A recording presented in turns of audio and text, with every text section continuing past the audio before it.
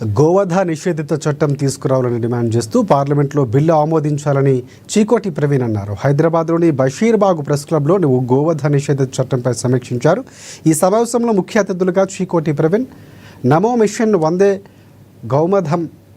గౌమధరం వ్యవస్థాపక అధ్యక్షులు వీరమాధవ రాజు హాజరయ్యారు. అలాగే గోవధ నిషేధిత చట్టం తీసుకురావాలని చాలా సంవత్సరాలుగా పోరాటం చేస్తున్నామని అన్నారు. గో సంరక్షణలో భాగంగా కొందరి ప్రాణాలు పోయాయని, గోవు లేకపోతే హైందత్వం లేదని చీకోటి ప్రవీణ్ స్పష్టం చేశారు. సుప్రీంకోర్టు ఆర్డర్ను బేఖాతరు చేస్తూ దేశంలో అడ్డగోలుగా రవాణా జరుగుతుందని వారు అసహనాన్ని వ్యక్తం చేశారు. మరి గోవు గురించి కొన్ని సంవత్సరాల నుంచి నేను చిన్నప్పటి నుంచి చూస్తున్నా, ప్రతి ఒక్కరూ అడ్డగోలు పోరాటం చేస్తున్నారు. కొందరు ప్రాణాలు పోయినాయి.